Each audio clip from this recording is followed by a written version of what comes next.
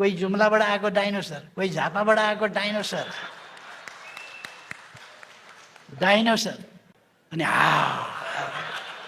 एक दिन दाम तिरेर केही केटाकेटी ल्याएको थियो, अर्का दिन दाम बिना आएनन्। लखेडिदिन्छौँ भनेको, प्रधानमन्त्रीलाई लखेड्छु भनेको शान्तिपूर्णै त होला होइन?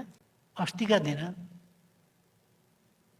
15 गते हामीले गणतन्त्र दिवस मनायौँ, जनताको तवरमा उत्साह मनायौँ, उत्सव मनायौँ। अनि एक थरीले भने जनमत सङ्ग्रह भयो, देखियो कसका कति मान्छे रहेछन् देखियो। अर्कोले हिजो थपेर के भन्यो भने हाम्रा नेताले हेलिकप्टर भनेको ठिक हो, हेलिकप्टर भाग्न तयारी गरे हुन्छ, भाग्ने सुरसार गरे हुन्छ, हामी लखेडिदिन्छौँ आदि। यो लखेडिदिन्छौँ भनेको, प्रधानमन्त्रीलाई लखेड्छु भनेको शान्तिपूर्णै त होला होइन?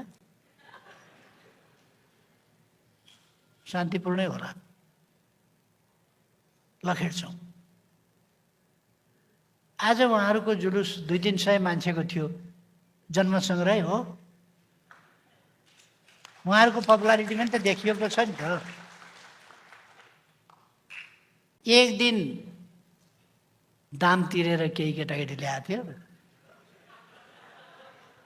अर्का दिन दाम बिना आएनन्। आज त देखियो नि त पपुलारिटी के रहेछ।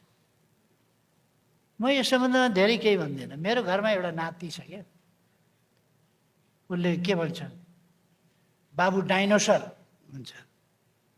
उसलाई केहीमा चित्त बुझेन, उसले पहिले आफूलाई डाइनोसर घोषणा गर्छ, बाबु डाइनोसर। यो राजतन्त्र फर्काउँछु भने भन्छन् नि, त्यस्तै उसले पनि डाइनोसरै फर्काइदिन्छ क्या, बाबु डाइनोसर भन्छ। ए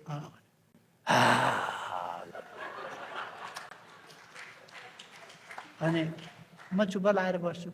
डर लागेन? डर लागेन? पहिले ऊ डाइनोसर हुन्छ अनि गर्छ, अनि मलाई नै सोध्छ डर लागेन।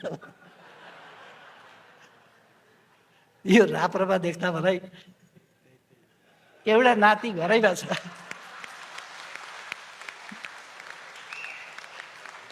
डाइनोसर हुँ भन्छ, पहिले घोषणा गर्छ बाबु डाइनोसर।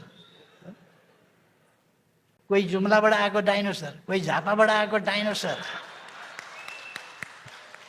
डाइनोसर अनि अनि चुप्प लागेर बसेपछि डर लाग्यो। ए लाग्यो बा, लाग्यो, डर लाग्यो, भयो नि त। अब बन्द गरे क्या यो सबै तमासा। डर लाग्यो नि त, भयो,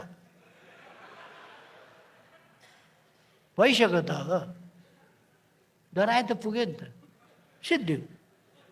अब चुप्प लागेर घर घरमा बसे हुन्छ।